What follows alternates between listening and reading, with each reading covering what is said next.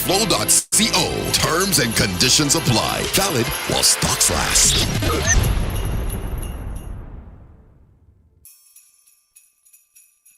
The Christmas breeze is blowing at Dominic's shopping centers in Fun City Guave. Santa has brought everything you need this Christmas, including greeting cards, floor coverings, mats and rugs, mattresses, bed sheets, pillows and cases, a variety of household items, pots and pans, glass sets, mixers, blenders, toys, flowers, electronics including radios, Bluetooth battery speakers with lights and hi-fi, 4 and 6 burner stoves and refrigerators, washing machines, and much more. We have clothing and accessories for the whole family. Extra opening hours for the Christmas season. Call or visit us today on 444-8804 Lance or 444-9221 Down Street. Best wishes for the Christmas and a prosperous 2024. Dominic Shopping Center, the best in the West. It keeps getting better. Stores will be opened on December 24th, 2023.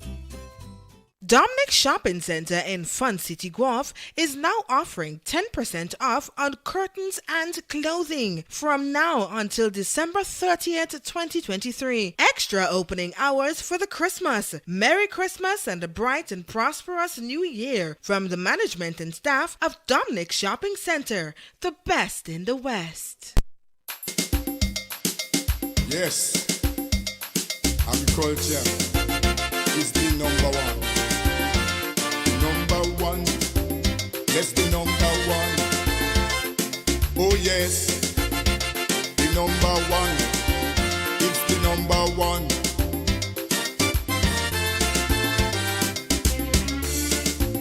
Why you disown agriculture? I'm talking to the youths of this nation and those wicked politicians. Like they want to structure the plan. Well, from to the revolution, agriculture was on top. Man jacked this and didn't do too bad. After that, you know the whole thing flat wide. Good morning, Grenada. Good morning, Caribbean. Good morning to the WORLD. To the world, that is. And they forget agriculture. The name Andre Donald. Yes. A Thursday morning. Our time has now moved on to agriculture. 24 minutes now before the 8 o'clock hour. Now, on the agricultural mornings, we try to do a lot of things unique. I wouldn't really say different, but unique things. And this morning, our uniqueness stretches to not too very far from us, like right next door. And you're probably wondering, well, what is he talking about this morning? Well, here's what. For the next half an hour to 45 minutes or so, or for however long it takes, we're speaking to a gentleman who has given years of service to this beautiful island of ours. As a matter of fact, he is one of the very few who would have worked at both of our airports, at the Pearls Airport and also at the Morris Bishop International Airport. Now you're probably wondering, well, who is that? And do we have such persons in St. Patrick? Well, I know him as one. I don't know, maybe when he starts to speak, he can tell you if there are others. And I'm speaking none other than Hubert White. And he's given service, and it has come to that time when he is retired. After years and years of service to Grenada, he's retired and is enjoying his retirement. But very often, our paths would cross, sometimes more than 2-3 times a week, and we'll speak different things. And when that phenom, as I choose to call it, occurred a couple of days ago, when we had all that rain, which meant all that water our paths crossed. And I said, well, why don't you come and talk to us about it and tell us what you think happened? Give us your impression of what took place. And he accepted the opportunity. And he's here this morning. So I take this opportunity and say good morning to Hubert White. Good morning, Mr. White. How are you this morning? Morning to you, Andre. And as I said, morning to the WORLD, that's the world, of course, because you're all listening. Mm-hmm.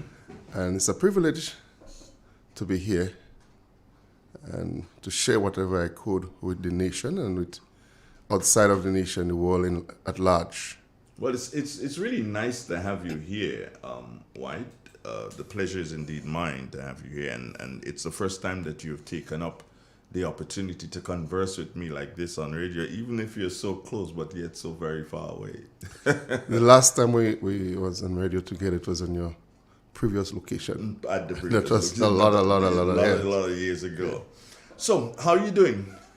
I'm doing okay, enjoying retirement, but... Yes, yeah. And I'm going to ask you the biggest question for the morning. How is agriculture going with you?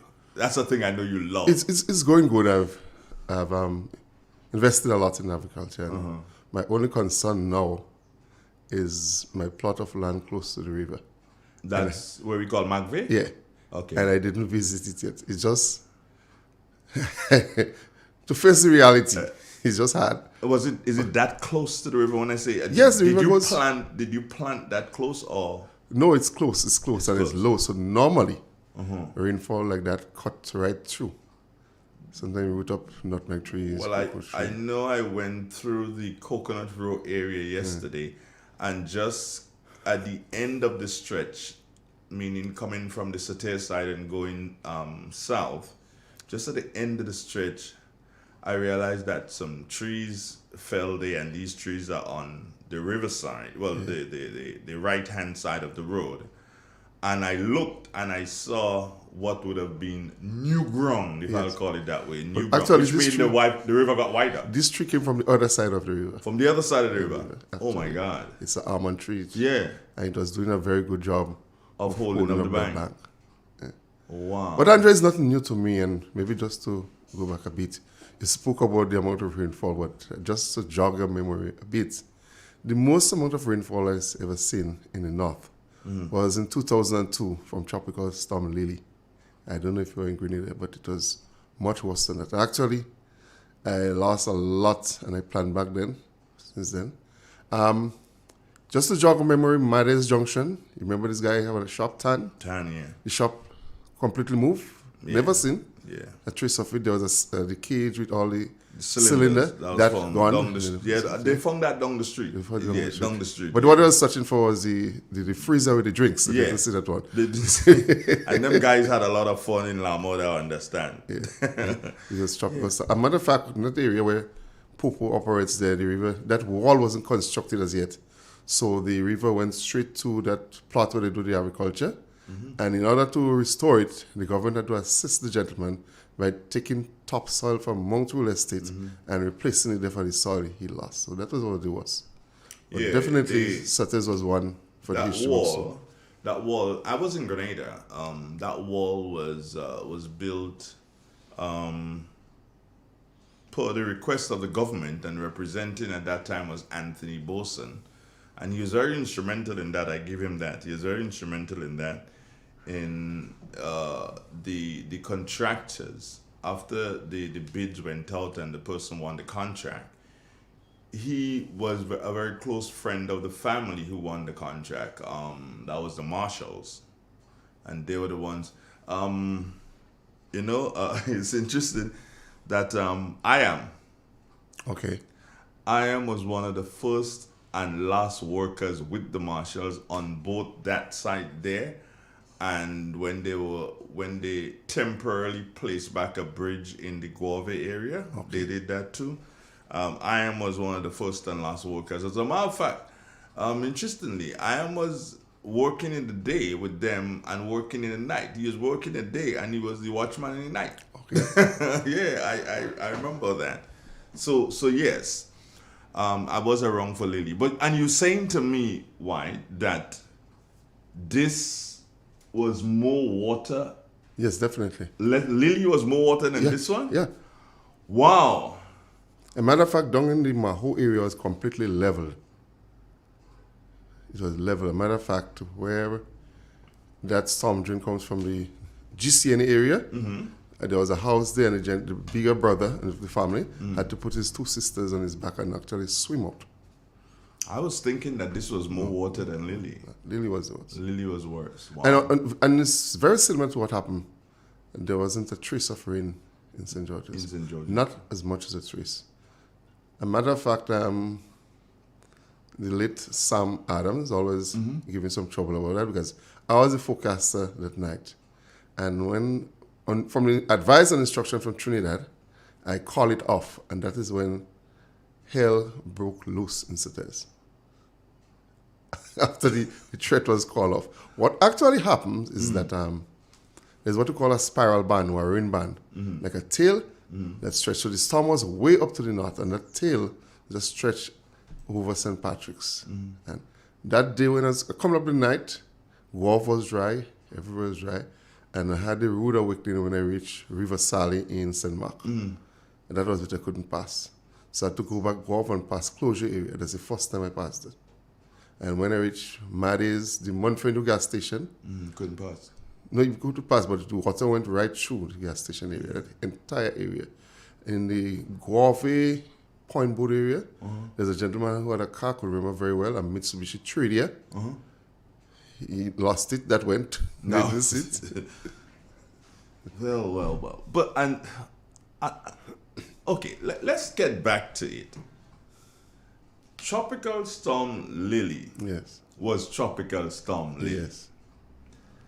Couple days ago, there was no tropical storm. no. What the hell was that? I did not go into the technical aspect of it because I had enough of that in my life. Yes. But from what I realized, it was what you call a surface trough.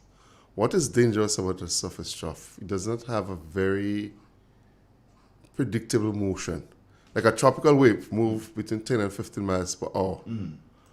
But whereas from the east to the west, whereas a surface trough could linger, it could go from west to east, it can weaken. Most times it's weakening the area.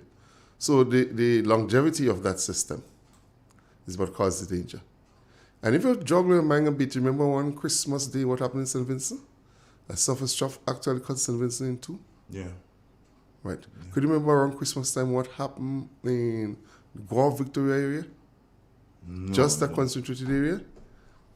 Oh yeah, there was that massive rainfall that the river. People was wondering, well, where the hell did that Only water come from? Victoria. Only Guelph Victoria. Yes, I remember that. So, when I was in the service, once November, December reached, I tell the guys, look out for the surface trough.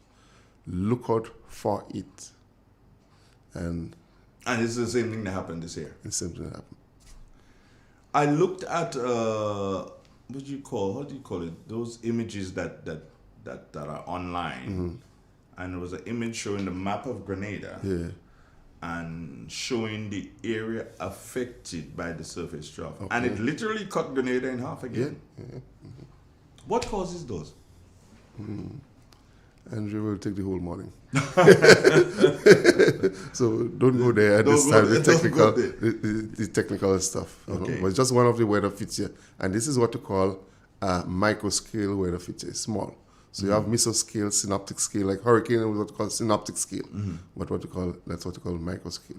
And what is troubling about it, we use NWP, numeric weather prediction, but they don't pick up this system quite good. Numeric weather prediction which is models, is pretty new to the tropics. So they're working on some other products that would really resolve and give proper forecast for surface trough. They work well for tropical wave, but not surface trough. Do they come at a particular time of year at any time? They can come anytime, but mainly towards the end of the year. Is that a signal of the change in season or something like that? Maybe moving from the dry season to the wet season? No, what happened towards the end of the year, we have less tropical influence. So we have influence, for example, frontal system. Because we have snow in the north. So we have systems that normally move now from west to east. So sometimes they're not very pronounced, but sometimes they are. And these are one of the influences that cause that. So it is something that we cannot prepare for. We should be prepared for. Okay, okay. Maybe I want to say something a bit difficult to predict. Yeah, but difficult we should be prepared to predict. And this is what I really want to discuss in terms of so how do we prepare for something like For that? example, one of the things the real danger we had, in other words, the real threat we had was flood. And it's time we prepare for flood. A landslide, mudslide, well, that means building walls, etc. We also have to be careful about where we construct. There's a house that collapsed in Samaritan, slide came down on it. And the area looked pretty good in the dry time. But it's not a very good place to put. What problem we have in Grenada, Andre, is what you call unsanctioned urbanization. People start with a little house in a very bad place, then they extend it and they go in concrete, and so physical planning, they didn't have a check on what was done. So we find houses are constructed in dangerous area, and of course, after it's damaged, you come to the government for help. The other thing... How do we solve that problem? Well, we need a very vigorous effort from physical planning.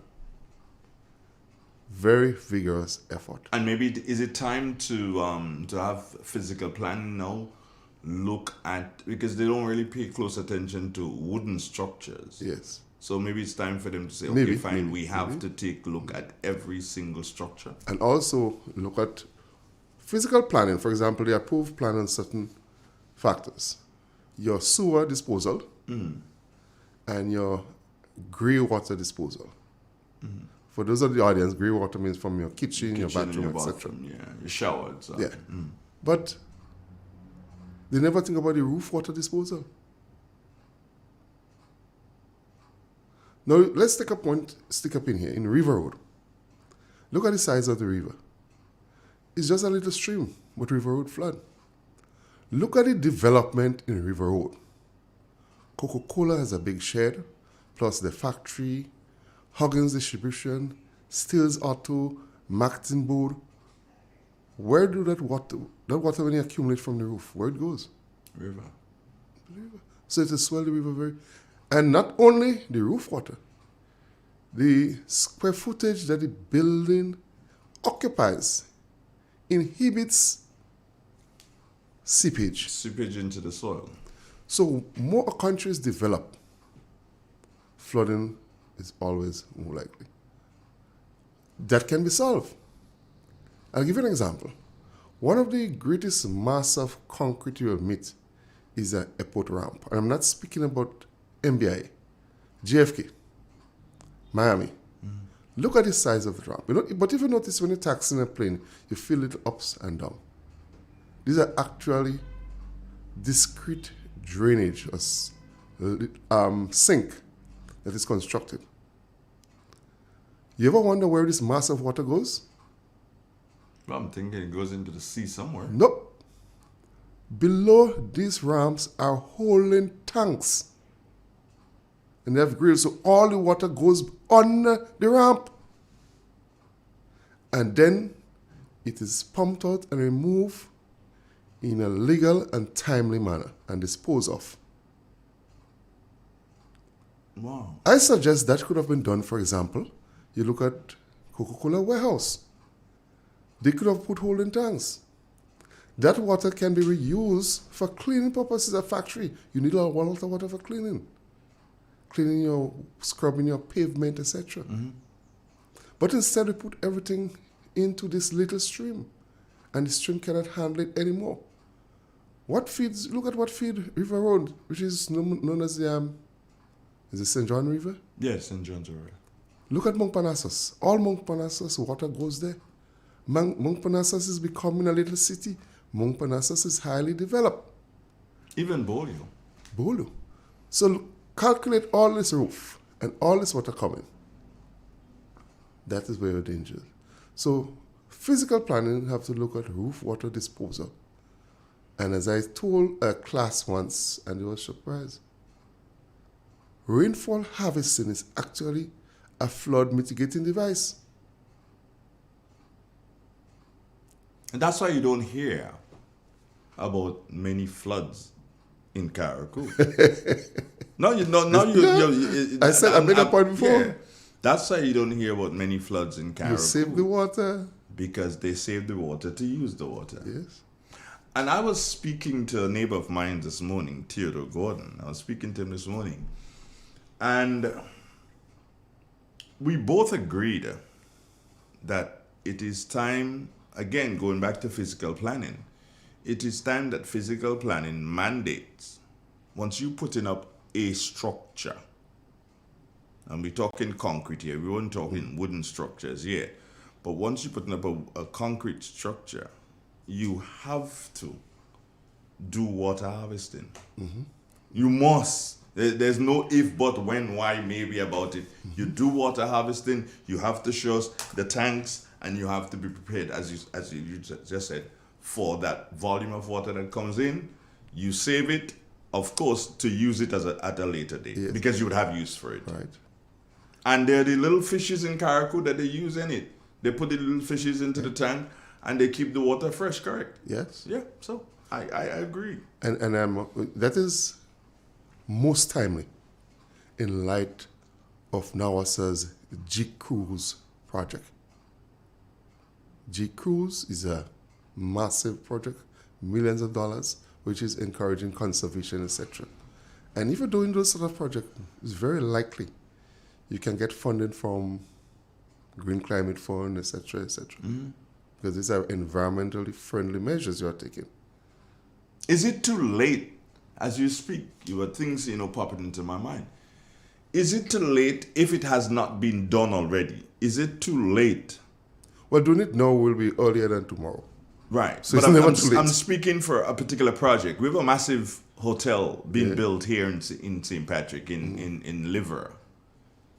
Is it too late if it has not been done, if it's not part of the whole structure, to ensure, because as you said, it's going to be millions of gallons of water collected there. Because before, the water just went down and into the ground and flowed out into the lake, and when the lake was too filled, it will go out into the sea, natural progression. But now, where you're collecting millions of gallons, what do you... Andre, as you speak about that, it just bring back my memory to St. Lucia. My cousin called me one day, that's our sister Roxy. I need you to represent me in a meeting with the Green Climate Fund in St. Lucia. Okay, go on.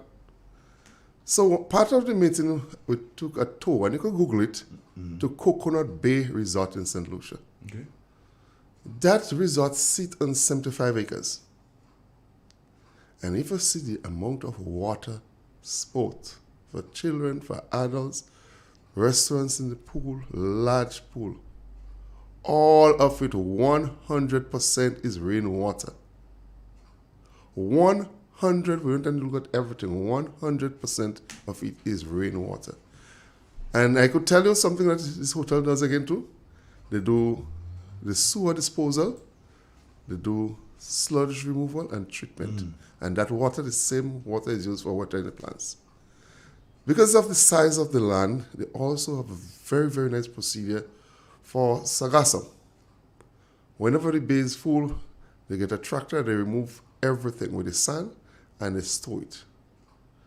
When it dry, they sift it and return the sand to the beach. So they always have fresh sand to replenish.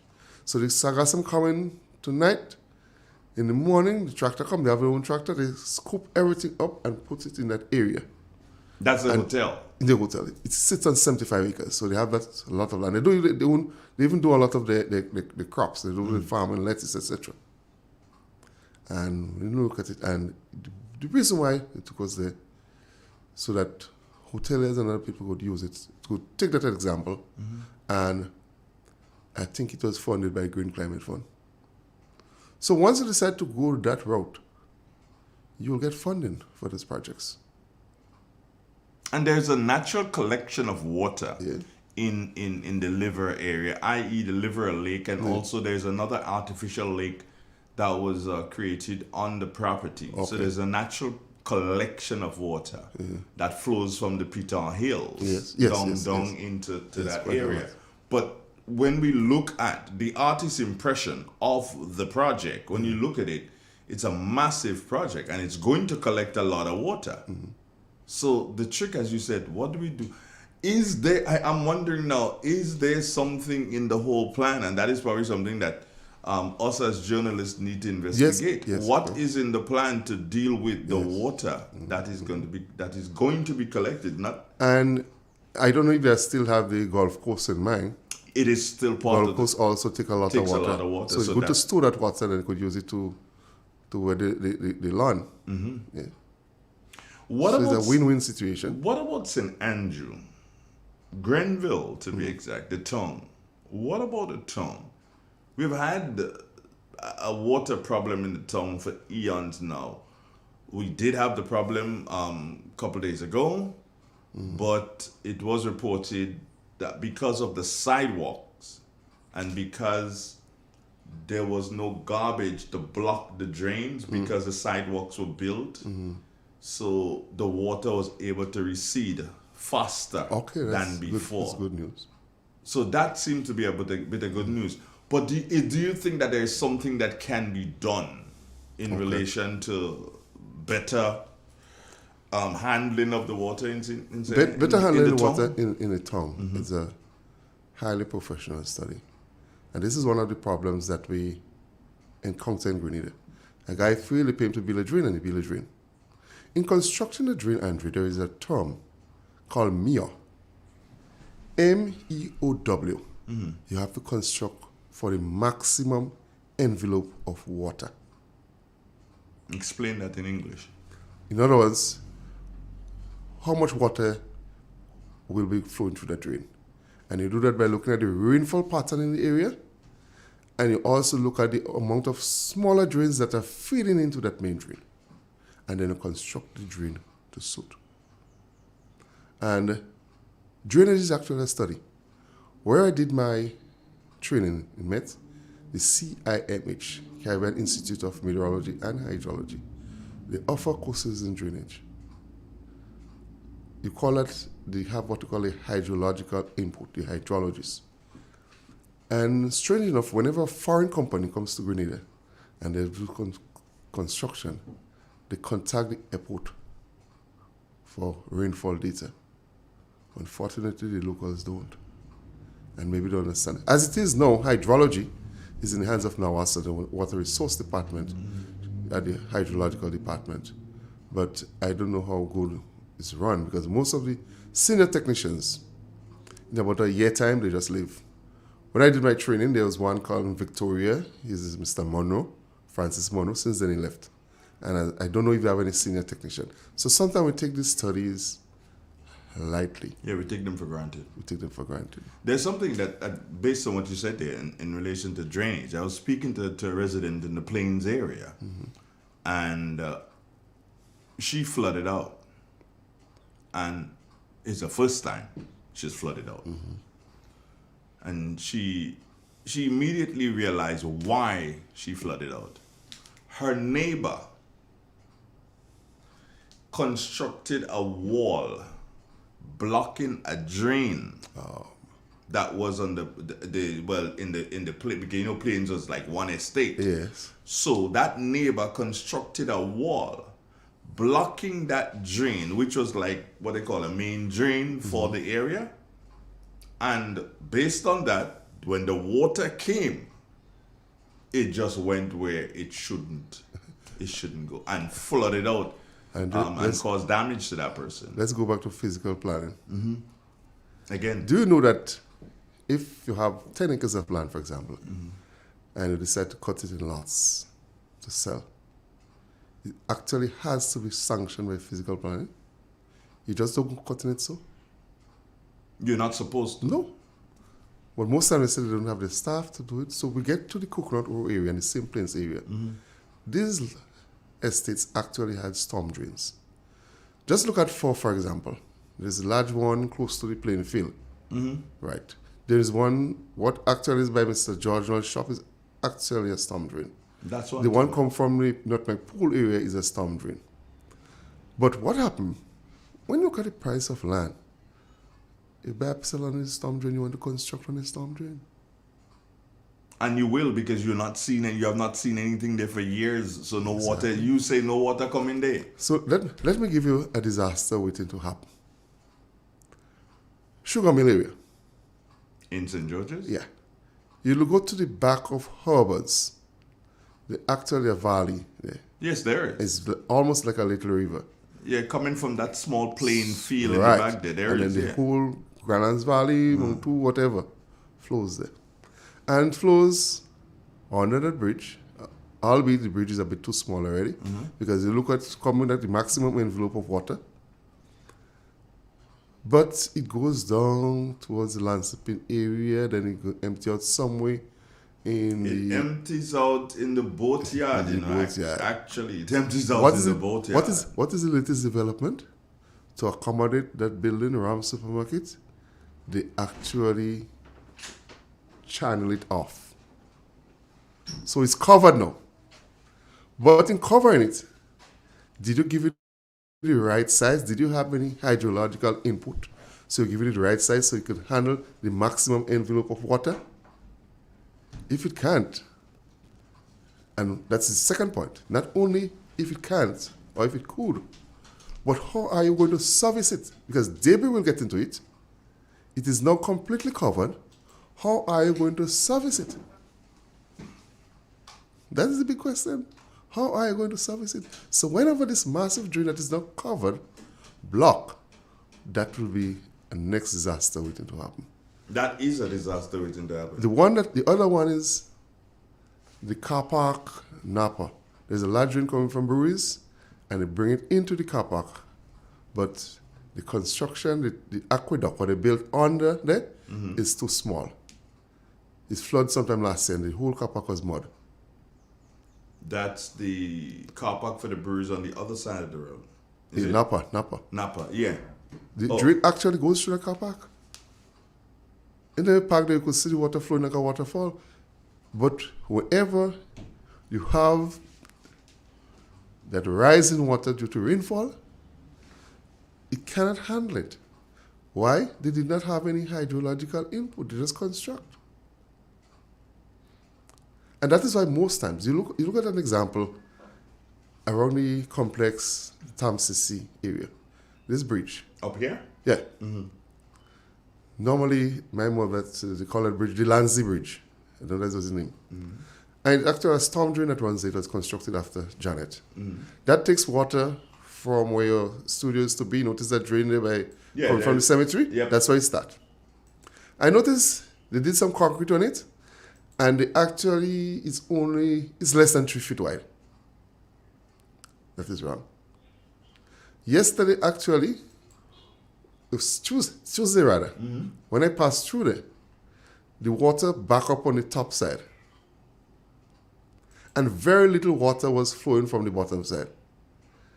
And there was about 100 Coke bottles floating in. So the water could not flow through because it was blocked. Lack of maintenance and poor sanitation.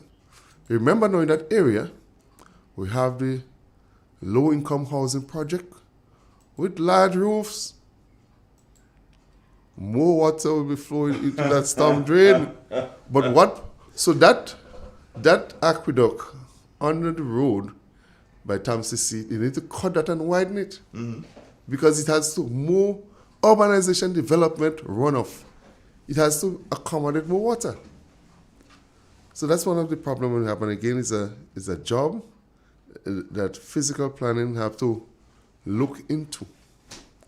Drainage, very serious, and it's a very professional study. But with the massive buildings that we've seen going up, right? The thing is, can we undo that which has been done? I think a short gap measure, and we should stick to it, maintenance in terms of cleaning. I heard you mention that on Tuesday. Yeah. The level of debris that goes into this drain. And a point to make, we have solid waste management that almost take garbage from your bedroom. Yep. All you have to do is make it available. But we still see people dumping old fridge, old stove, and then again you have the jab. The costume is pram, fridge, anything they can get, and the deposit is anyway at the end of the carnival. And this is some of the things that we have to really, really, really look into. We need to stiffen our legislation, Andrew, in terms of illegal dumping. And not only stiffen the legislation, police legislation. Well, I spoke about how I almost got arrested in St. Lucia. Yes. You know, for a rapper, mint rapper. I almost got arrested and almost had to pay a ticket for $150. And only because the lady realized that I was not from St. Lucia. So she informed me, hey, it happens there. Yes. And we don't see it happening here. And probably, Whitey, we might want to maybe... And before I go further, let me bring in BG on the conversation and say, Bertrand John, good morning to you. How you doing, my brother? Morning, Andre. Everything good? Public. Nice. Morning to my brother and Mr. White. Yeah. Very informative as always. Most definitely. I was going to say, why not have a situation where change the name from traffic wardens and call them wardens, so they can assist with the traffic, but they can also write you a bloody ticket for littering. Okay. So they have things that they can continue to do and not just wait on something to pop up in the traffic or to pull the traffic here. They could write you a ticket and then they could drive around. You can create a situation where they have vehicles and they can drive around and look at different things and they can write up tickets. They're not coming to warn you. The health people would have already done the job and saying, hey, you should not do this, you should fix this. When these people come around, you should be quote unquote scared because they're not coming to warn you. They're coming to issue you with a ticket and something to go to court. As a matter of fact, they could do that on the advice of the health authority. Yeah. The health authority say, we have spoken to these people 5 times. Exactly. And it's enough. And that is one of the ways that we can fix this thing. That's one of the ways that we can go with this. BJ, you would have heard some of the conversations that we had this morning. And let me ask you, how did the water treat you? We didn't have no damage, Andrew. You didn't? No, with our crops because I had learned my lesson a few years ago. I also actually was coming to Sutters and realized that I couldn't pass the bridge before River Sally Cemetery. That was overflowing, so I couldn't pass, none at all. When the rain subsided after 9, I came into Sutters. And the sun was shining very hot in Sutters, and all our crops got washed out in, Lake Antoine. Okay. Now we had about between $80,000 to $120,000 worth of crop on the ground. The government gave us $15,000 as compensation, which we greatly appreciated at that time because we had serious losses. And I thought, no, we have to farm in such a way to mitigate against those kind of weather because we'll be having them from time to time. So, we have some huge contour drains. If you notice, our crops are planted very, very dense. Where people would plant banana 8 by 8, we would probably plant them 4 by 8. So, because of, the root system. So they will help each other. And because they have the root system, we are farming on sloping lands. So because of the root system now, root system in plants tend to hold soil together. If you notice, we have contour drains, we have the banana trash. We will put them in contour bands right across each other. We're planting rows also, so as to break the flow of the water. All of those we're not just doing those by guess. We would think about mitigating against climate change. That is for real. I experienced it already. What happened on Tuesday? Climate change? Andre, you can have those weather from time to time, but if you notice, we are having them quite frequently now. Let me give you an example. Probably Mr. White, with his wealth of knowledge, will be helping me out here. Think about our mangrove area. All right? I was only reading up something a few weeks ago that mangrove would absorb 4 times as much carbon from the atmosphere as ordinary forest inland. So when you destroy 1 acre of mangrove, equivalent to like 4 acres internally in terms of carbon sequestration. Okay? And yet still, we still chop down those things, still we constructing this. Well, yeah, we still cut for wood and burning and whatever, and we, for building and to plant crops and stuff. Those things, Andre, we should be protecting those as our natural resources, and we should be very, very careful as to, how we're dealing with them. Because they was also saying that 70 to 90% of all marine life starts in mangrove area, where the sea and the freshwater are mixing. And you have mangrove area like liver and river and twine. Well, I can't say liver, and I'll tell you why I can't say liver.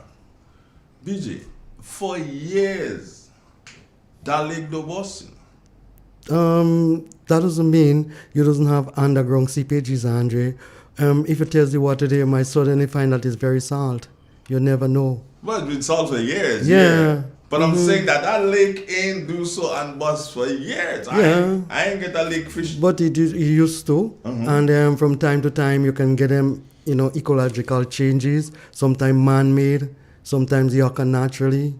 But you can have those things occurring from time to time. Mangrove only grow in salty area, where the water is kind of brackish, because they have the root system to support those, they store carbon in the water. They call it blue carbon. Deep, so you don't really affect human beings and stuff like that. So we need to be careful how we deal with everything we're doing, Andre. We need to think about climate change and how to mitigate against it. We need to think about our environment. And Brother White was talking about that a while ago, which I enjoy, immensely. That we need to realize that yes, we have to develop and we have to build. And yes, some of the buildings look nice and some of them serve our social purposes, but there are consequences for doing such. When we used to have a drain that is 4 by 4, now we need it 12 by 12 because of the quantity of water we're trapping from our roof and dumping them in one concentrated area. You must have erosion. You must have slides and stuff like that if you're behaving like that, because you're not mitigating properly against those. But do you think that there's a need, and White, I'm coming to you with that question, do you think there's a need for vigorous consultation in relation to what BJ has just spoken about, which is what you indicated earlier? Is there a need for vigorous consultation? Yes, there is, definitely. And as I said, we have to be more scientific in our development in terms of data. I remember, for example, years ago when they had to construct that fish market in Guelph. They was on our back for data. And the data they wanted is what you call BATI and TSAC. That's a technical term in mineralogy. We don't do those. BATI means bathymetric data in terms of the oceanography. That is available now because Grenada is one of the few countries in the Caribbean that did a LiDAR survey. So they do both the mountains and the oceanography. The other one, TSAC. TE for temperature, SAC for salinity. And the Japanese weren't going to move a blade without that data. So most likely what they did, they will look for a similar island, maybe in the Pacific, similar location, get the data and model it to suit us before we can start the project. The other one, for example, BG may have known about the plan for the artificial lake in Shambo. They're supposed to take the water from Highgate. Yes. The project cannot go through because you cannot provide them the data. How much water enters Highgate? How much leave Highgate? Then, if you pump in that water, what will be the situation lower down? We have farmers, for example, a farmer buy 10 acres of land and he buy a pump and throw it on the river. That's a no-no. You're supposed to have a record of how much pumps are on a particular river. And those pumps have mechanism for checking the gallon and report to the Ministry of Agriculture how much gallons you took. Because what happened, they don't charge you for it, but they say in filtering your whether you made a profit or not, you should do it as a cost. Because remember, water in a river is very, very technical. Water is used for domestic purposes as drinking. So you cannot take all. Now, as I cannot take all, you have to leave some for agriculture. Agriculture cannot take all. You have to leave some for entertainment. River tubing, river bathing. Then, to the bottom of the cycle, you have to leave enough to maintain the marine ecosystem and the biodiversity. Biodiversity is sometimes a big word, but it's simple for those out there listening. Bio is life, diversity means wide, the wide range of life. And basically, the juvenile fishes, they rarely hatch when the fresh water meets the salt water. And if they don't, you'll have a problem with juvenile fish. You have another system, you look at entertainment. You look at Nawasa. Nawasa takes water from, and it is the largest treatment plant. But my God, somebody rented the waterfall. That person said, I'm not paying my rent because the waterfall, the pressure is too low. So Nawasa cannot take all. And that brings me to a very important point. I don't know if they address it in the GCUs, I haven't heard that. The setting up of a water resource management agency. It is done in Jamaica. I'll tell you why. Nawasa takes water, not where there is water, but where it is cheaper. So if you have that agency set up in Grenada, a matter of fact, all the documents for that agency has been written up by a gentleman from McGill University. I had a copy of it. Because Nawasa will be paying an extraction license and they'll be applying. This agency will have all the data, the stream flow, water loss through evaporation, evapotranspiration. They'll be managing what to call the side of the river, the watershed will be managed properly. So Nawasa say, hey, we need 2,000 gallons for the salt. And the agency say, okay, it's available in Paradise River. That's problem for Nawasa. Put your You infrastructure take in place water to get it. from Paradise to Yeah. bring to Granans where it is needed. Nawasa would not want that. So, again, as they are doing now, they put an extra burden on Concord. Because it's the closest. Oh, Grand Design. Well, not even Granite throw some water into Annandale. Annandale is the largest plant and it's overtaxed. You look at, for example, the running pipe to Les Avocats. Les Avocats fails every year. In my humble opinion and knowledge, I believe Les Avocats is suffering from over extraction. We have a surplus of water on the west coast, but where the water is needed is in the south, where there's a deficit. So you need to take it out of Concord. Taking from Concord would be bad. Concord is near over extraction. So where do we take it from? Take it from the north. From here? On some of the Paradise, some river. But remember to throw it over. So what I was looking at, the costs. So that is why you need an independent agency, which is a water resource management authority. Right, I'm just getting what you're saying here.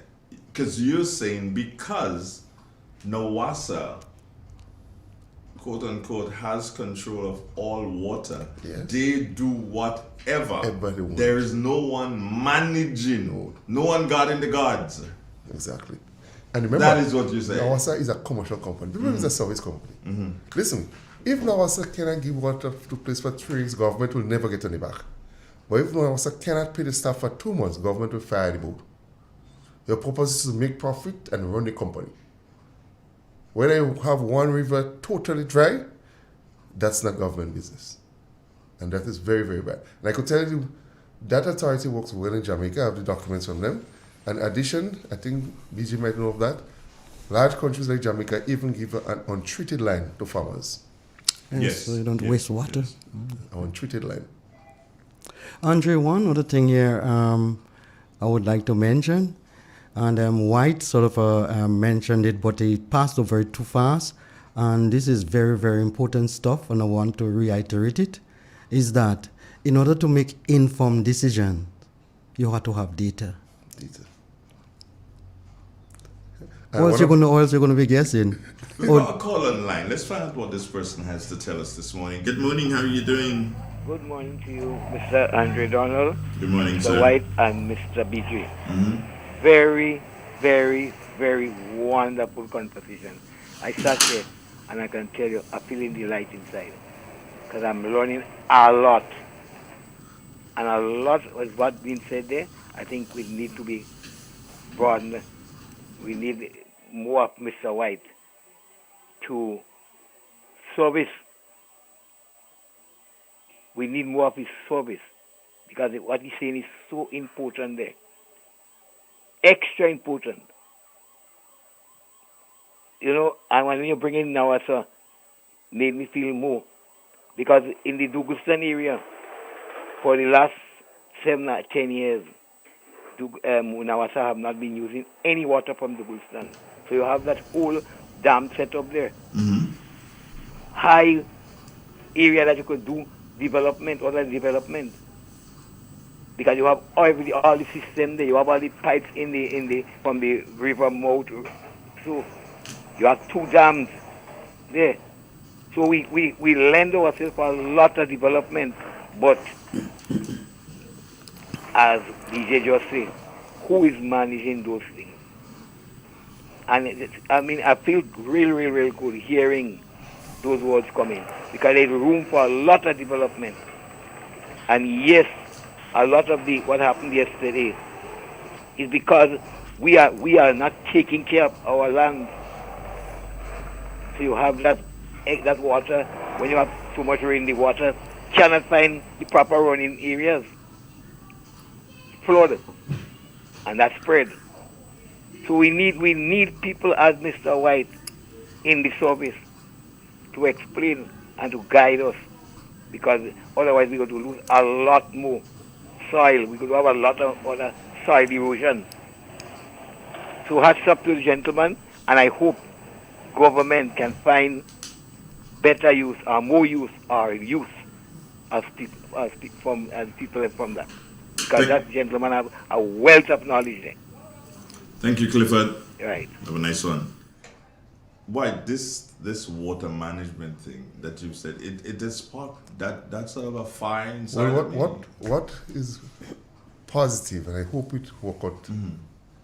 The gentleman who is managing Nawasa, Mr. Terence Smith, is very knowledgeable. That a lot of what I'm saying here, I learned from him. Okay. He's very, very, very knowledgeable on that.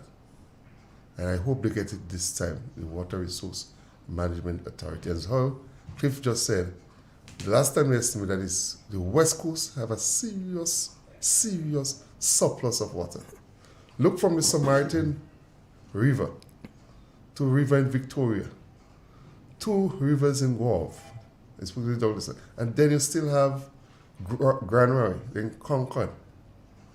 So if they did proper plan, for example, maybe if they diverted Concord, the entire thing to the city, because you have the one in Grand Roy, Mount Plaisy. It's a fairly large plant. So it's a matter of spreading the resources. It is needed more in the south. We have it on the west coast. You have to get it done. It will be costly, but that's how the cookie crumbles. And then maybe we could ease up Annandale, because Annandale is really, really a large plant, and a lot of water is taken from Annandale. And then you said it, and I think you made it quite clear and white when you said, hey, if water goes for a whole week, government doesn't do anything. But if Nawasa pays salaries early next month, government fire the board. the whole board. The whole board gone. No, and it's a fact, and those are things that we need to look at. Oh, I just got a bit of information here, VJ. I think I should share. Somebody saying, good morning, farmers. Please help Mr. Everton of Birch Grove find his stolen big brown bull. It was stolen from the Monlong area in St. Andrew with a transition between Wednesday night and this Thursday morning. It's a very large bull that weighs about 1,000 pounds. And it's still the whole bull. Yeah, it's only whole bull. So they're asking for help in terms of finding. Terrible. You know, I would say not just that, they should be looking as to, and the authorities can step in here, the police can step in here, and you selling beef, show me the head. Make sure you put up the head of the beef before you start selling it. Andre, there's a legislation the government is not using. Nobody should be slaughtering animal anywhere by the road. So you meet anybody, you stop them. So all will have to go to the abattoir in Maribo and you check and see which animal coming to the abattoir. Andre, this is very disheartening. This is not just one farmer who had crying out over the last week or two. Only at the River Antoine side, there's a guy who religiously, man, look after his animal, and he came there one morning, only a week or two ago, and just can't find his animal. And somebody would have stole it. The Moncrevo area, my good son Benson had 5 sheep and about 2 goats. They took every one of them. He lost every one of them, not a trace. This is very disheartening, Andre. It takes a while to look after animals, you know. Yep. Real 91.9, 91.5, www.therealfmgrenada.com. We take a commercial break, friends, and we'll be back speaking here with Mr. Hubert White, retired manager of the meteorological office at the Morris Bishop International Airport. I worked there. Not a day off. No. I was more into security at that time. The first word when you speak about furniture is classic. Yes, at Classic Furniture, they design and make the best in local furniture. All their products are made from the finest local wood available on island. You think it, they design it and make it to your expectations. The highest standards at the best possible price, and they also provide higher purchase for you, their valued customers. Located on Ben Jones Street in Grenville, with their factory at Chantemelle in St. Patrick. That's where you need to visit when looking for products made of the finest local wood. They deliver and install items at no extra cost. Your satisfaction is their mission. The extra step is taken to ensure their customers are completely satisfied. They do doors and finished kitchens, supplies mattresses, and restores antique pieces to look like the first day they were made. Hey, give us a call on 442-4645 and 442-9726. Classic Furniture, Grenada's homegrown furniture producers.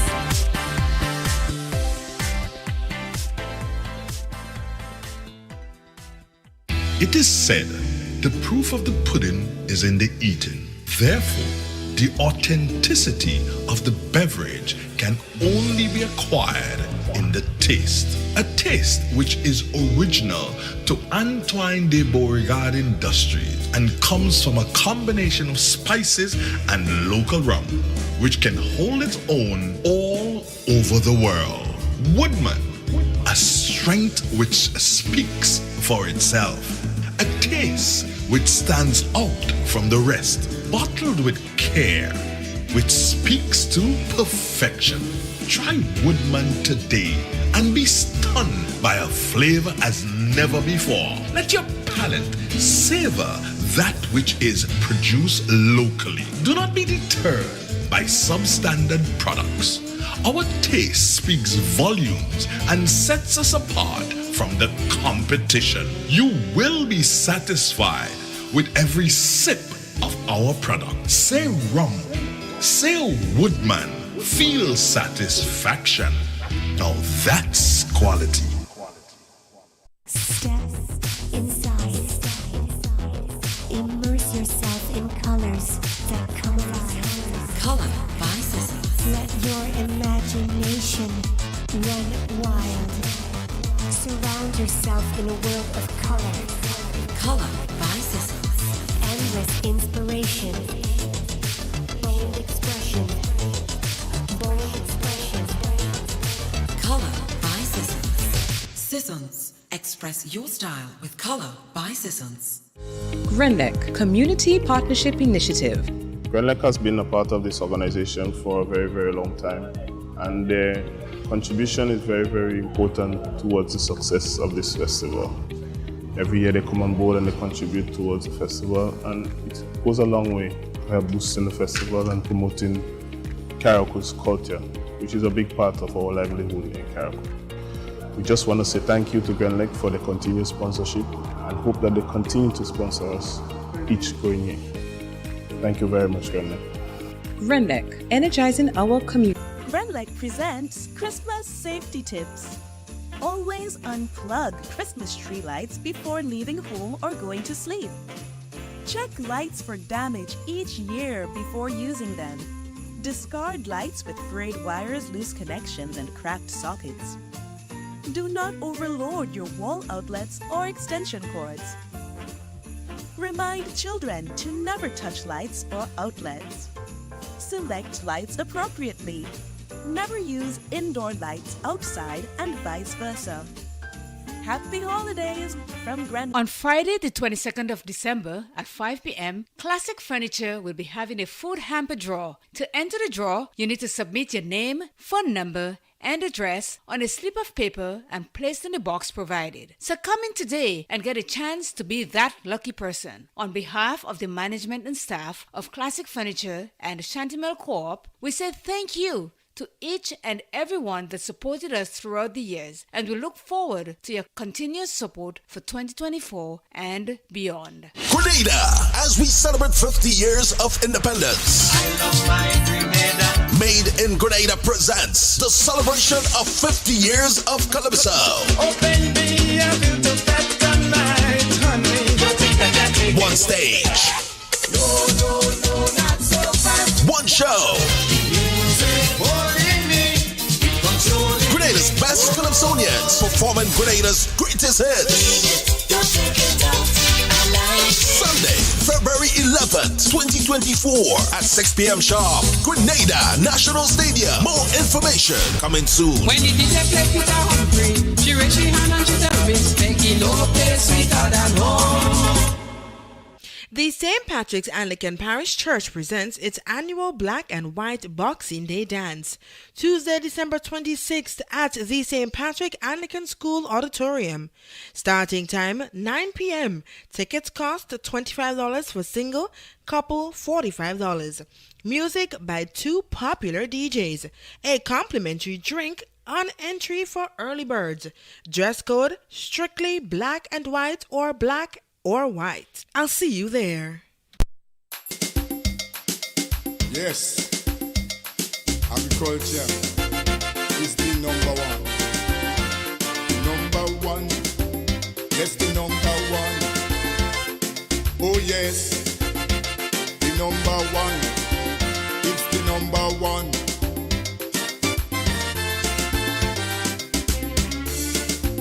Why you disown agriculture? I'm talking to the youths of this nation and those wicked politicians, like they want to structure the plan. Well, from here to the revolution. It is Realist 91.9, 91.5, www.realfmgrenada.com. White and BJ yourself too, but I want to deal with White first because White holds this thing at two ends. One, as a farmer that depends on the river as a water source, and two, as a proprietor who does a business in the heart of Satyrs. And BJ, you as a person who depends on the river too and for water.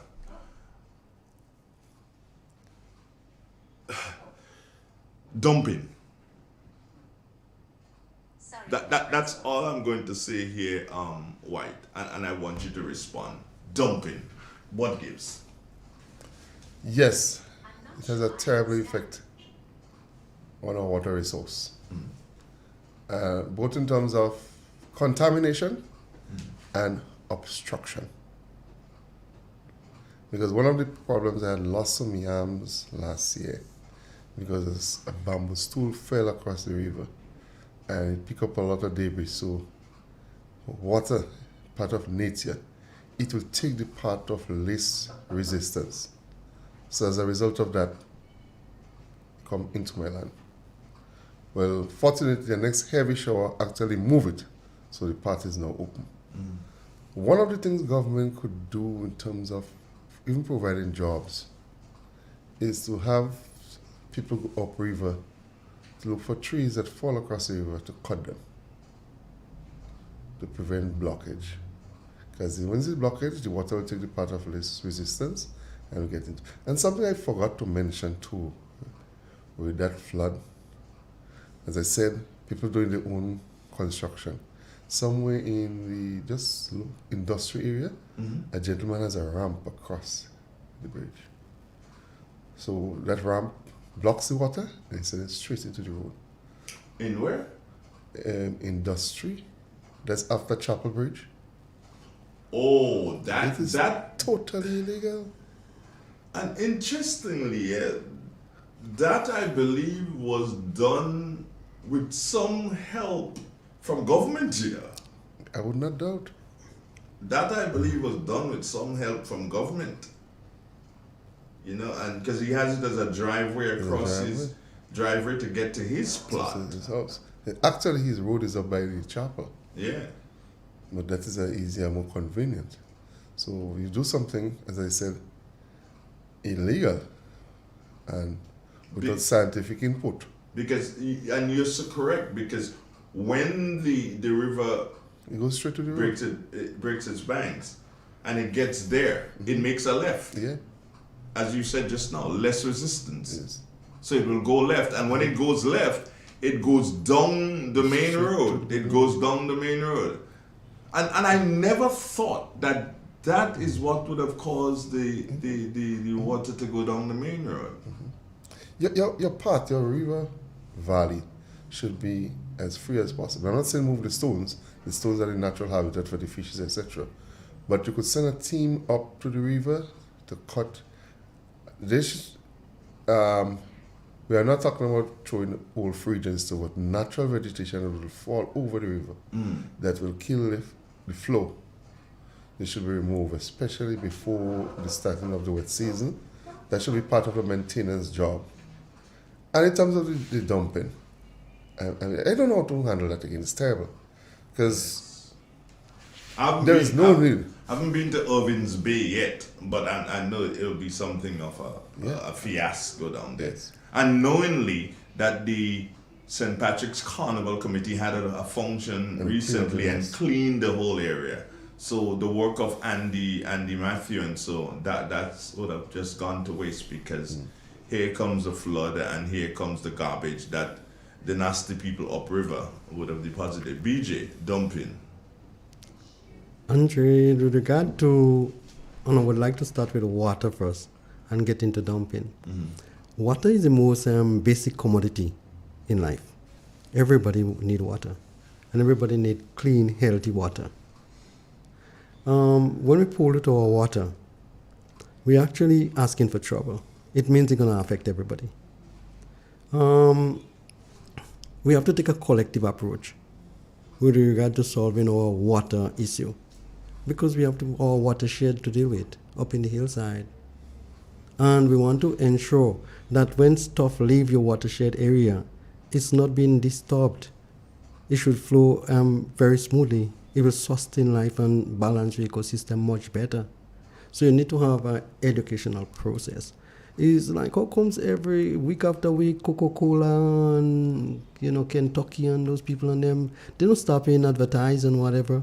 How comes we can't see anybody saying anything about water on our TV and on social media and stuff like that? Because those public it's only just there and it exists and nobody bothering. We can pollute it if we want to.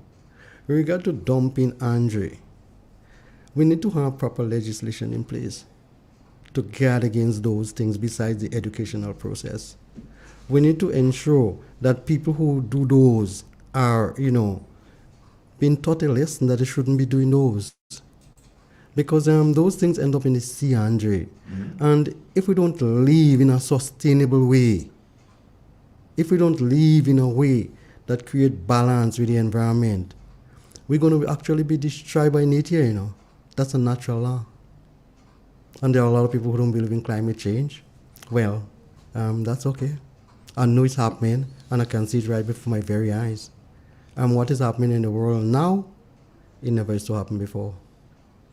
Man are creating the imbalance, and I have no doubt about it. 8:43 our time. Good morning. Good morning. Yes, go ahead, please. Good morning. I'm calling from Hermitage. Excuse me, I'm calling from Hermitage, St. Patrick's. My land had a very bad slide when I'm telling you, golden apple, coconut, nutmeg, cocoa, a very, very bad slide my land has. So I don't know if somebody could come and watch it for me, please. Say that again. Say that again. Hello? Hello? Yes, say that again, please. Yeah, I say I'm calling from Hermitage, St. Patrick. My land had a very bad slide. So I don't know if, because to have coconut trees, golden apple, nutmeg, cocoa, all slide down and make a big, big, big thing there. So I don't know if somebody could come and watch it for me, please. I would suggest that the persons you need to speak to be the Ministry for Agriculture. They're probably the only ones. I don't have a number for the office in Plains, but they do have an office in Plains, and they're probably the only ones who can guide you with this to see if there's any remedial help that can be provided at this particular point in time. I've seen the Prime Minister making a couple of rounds. I have not heard any statement issued by him. Okay, all right. As I was saying, I've seen the Prime Minister made a couple of rounds. He was in, what do you call it? Moya. I didn't see him. I didn't see any pictures of him in St. Patrick. And Mr. Prime Minister, I don't know. You got as far as Moya, Chief, and you ain't reached here. Here is where the water thing. The Moya is in St. Andrews, you know, Chief. The guy twisted it. Here is where the water did some damage. White, I saw some damage. I don't know if you saw it at the Maho Bridge. And as I passed it during the flood, and it was covered. Okay. But post flood, I didn't go and look at it. I saw it yesterday, and going to the bridge from this end, on the right hand side, when you come to the end, as you cross the bridge, the end of the bridge on the right hand side, that head. The head of the bridge on that side, that head is no longer there. Okay. So if the head of the bridge goes, it tells instantly that there's some structural damage beneath. And that is something that engineers need to come and have a look at and organize immediately. Also, the bridge in BJ, you passed there this morning, the one close to the gas station, that is another disaster waiting to happen, you know, and even the Cedars Bridge, there's a piece of it that's gone also. That's another disaster waiting to happen. I know that there was a plan in relation to second phase of the road project, which included the bridges. One bridge has been done already in the first phase, and that bridge is the Montridge Village Bridge. But the other bridge right close to it in Montridge, that has to be done, and all bridges coming down. And that is something that the government have to start cranking up the engines on in terms of making that happen. Because if we have another one of these surface troughs, you call them? Surface troughs, we could be in a lot more problems. Andre, this is only a few hours of rain. If that had happened for the entire day, you could have, realize or appreciate the damage that you could have had, man. We need to be careful. We need to be careful with our waterways. We need to be careful how we deal with the environment. Most time, water causes issues. Is when they are obstructed, Water tend to, find its own level, so it moves from high area to low area. Is when you obstruct it, you tend to have serious issues. So we need to maintain those waterways, ensure that we don't dump, ensure that we don't do things that, can cause water to flow inland rather than, in the river and on its natural path. We need to be careful, and Mr. White was talking about that non-stop this morning. Some of the things that were constructed 15, 20 years ago, they were constructed to suit that time. And the world is an ever-changing place. Now we are building a lot more houses. When you think about places like Mount Parnassus and those areas are developing fairly fast, and they're on hillside. So all of a sudden you can have a serious rush of water from there and Bowley on those places. River Road must flood. Because the water, the intensity of it in that short space of time, the river just can't cope with it. Before that was okay. Now you see the kind of flooding that you're having in those places. We have to mitigate against those. Like, for example, okay, we can collect some of those water. House should be probably built on, water tanks. Probably you pass a legislation like in some other countries that you ensure that, concrete houses are built on those so water can be stored. We have it in Agricu, and no legislation had to be passed for Agricu. There was a need, there's a need for it. There's a need for it.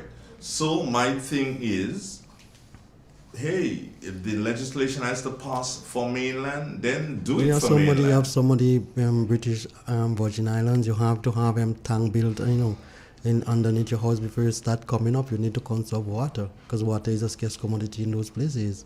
But I guess when you have plenty, Andrew, you don't really bother.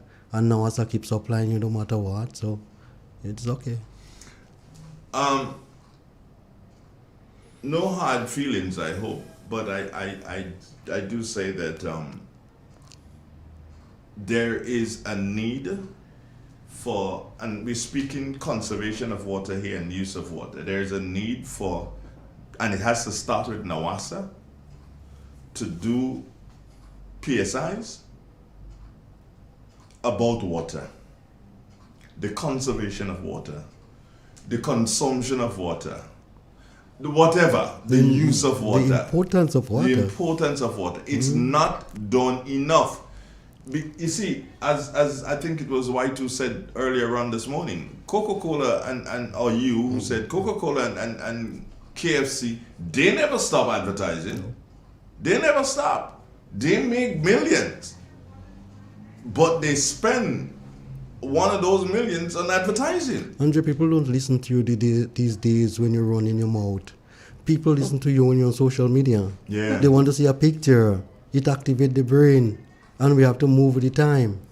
How come you see a bag of foolishness every time we turn the gadget on and we can't see anything constructive? It's because we focus our energy.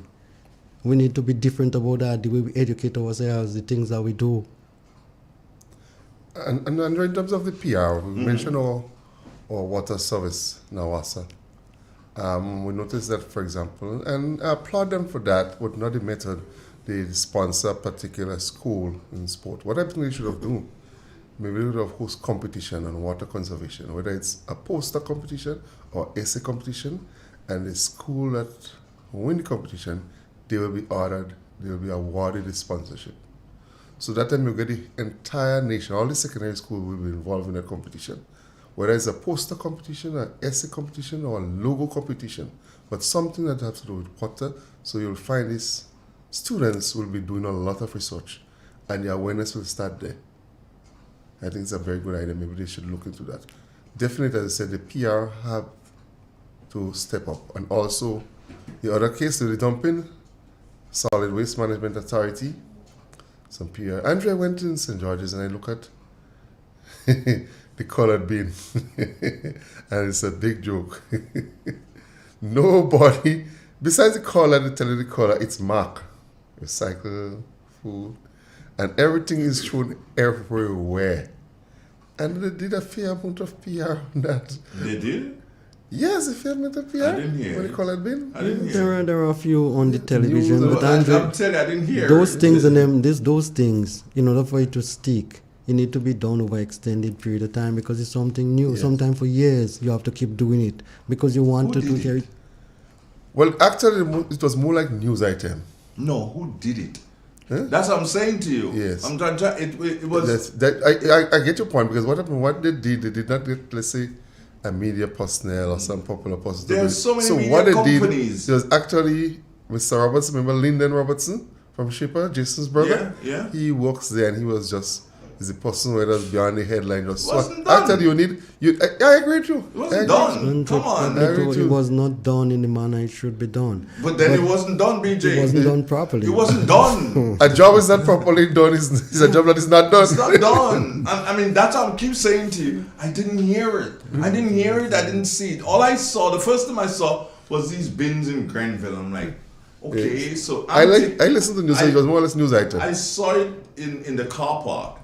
So instantly I'm like, what? Seydou doing something, boy? And I'm thinking it's Seydou, and then I realized, no, it's not Seydou. Do you have any inserters? Not yet. So when we intend to? They will answer that question. And that is my concern. Why? It's we start this thing, and it's like Grenada. As soon as we started, Grenada started to grow. So we did not know that we need for Satés and we need for Victoria, we need for Gove and wherever else didn't have. We only know that we need for Grenville and St. George's, and we did not educate. And the best place to start something like this is to start it with the children, you know. That's right. Yes. The children and the color. When you started with them, when they go into the city or they go wherever with their mothers and fathers, you know, aunts and uncles, they're indicating to them where to, no, mommy, that one ain't going there, you know. That one going in this one. But if you don't, and it goes back to what I said earlier, Hubert, there are persons who are in these things to fill their pockets. We need to take a collective approach, Andre, and a collaborative effort to deal with some of the problems that we have. And unless we don't start doing it in that united way, we're going to have issues. And I agree with you. It starts in the school, education, and education from there right up to the top. The great Hitler say, if you hear something over extended period, you can't help but start believing it, you know. We're not hearing it enough. No. And from who? We are hearing it. And there are people that you have to understand that there are people that the masses, in terms of the voices, there are people that the masses listen to. You have to understand who are the people that they listen to. You know? You can't. I mean, watch, let me tell you something. And just to emphasize our lack of respect for sanitation, the teller machine set as a blue machine, Republic Bank. Somebody went in there with a lunchbox. I left it there. So they left about maybe a portion of the meal. And I could stay there for the better part of 4 days. But apparently they don't have a permanent cleaner. Okay, maybe somebody cleans once a week. So any person comes to clean, they remove it. Inside, they imagine that. And it's very easy to find a cleaner, and I can tell them how. It calls for collaboration. You have someone who works in Co-op Bank. All Republic Bank has to do, speak to the management in Co-op Bank and say, hey, we want to use your person to clean, to keep that place sanitized for us. What is it going to cost? Exactly. And Co-op Bank tells them they will make like a $10 for themselves, because if they charge 20, they will give the lady 10 more on her salary. They make $10 for themselves, and problem solved. You know, rocket science to solve that thing. Andre, or they could do it this way. It's the first anywhere in the world where you have a teller machine inside a police station. So let the police clean it. The police are right there. Let them clean it. Andre, the police also have the police station also have a cleaner. So let the cleaner clean. Speak to the commissioner of police. Yeah. Can we get your cleaner to clean this thing for us? And we will give her $100 on her salary to maintain the thing. The thing is that rocket science. Andre, BJ, come on. Andre, you see the thing they call habit is a funny phenomenon. And sometimes we all know it, that we all have bad habits that sometimes is very difficult to get rid of and even difficult to change. but with persistence, and sometimes you need even external help in order to solve those problems. You just cannot pick on individual and say you need to. Sometimes you need a collective effort in order to achieve collective goals. Got you, BJ. We got it. Mr. White, thank you so much for stopping by. I hope this is not hope. I know that this is the beginning of many visits because we have loads and loads and loads that we can draw from your expertise, meaning your years of expertise. What year did you start at Pearls? I started in 1st September 1983. At Pearls? Yeah. And then moved to? Onsen when they opened in 84. 1984. Yeah. As a matter of fact, government engaged me since in March. Okay. Actually, I went and studied in Barbados in March. Did you, is there any other person in St. Patrick who worked at Pearls and Yulin John. Yulin John? Actually, still there. So the airport will be celebrating 40 years next year. And most likely, Yulin John will be the only person who worked at from Pearls that will be there. Great. Because Wendy was there and Wendy retired likewise. Wendy Austin? Yeah, she retired likewise. Maureen dropped all of these others. Willard, all was gone. So. Where is Mona? Mona is there. But she didn't work at Pearls? No, she didn't work at She Pearls. didn't work at Pearls. So it belonged to Hermitage. Yeah. Thank you, Whitey. Take care, really enjoy it. Andre Whitey is of a pension. yeah. And you're working for it, eh? Thank you, folks. Goodbye. God bless you. Take care. Everybody want to sit down in computer. I tell you just now, my brothers, all you go with them computers.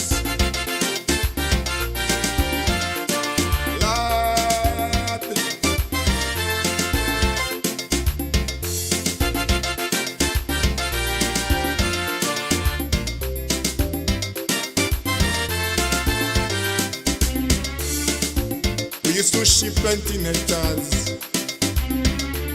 all the way down to Trinidad.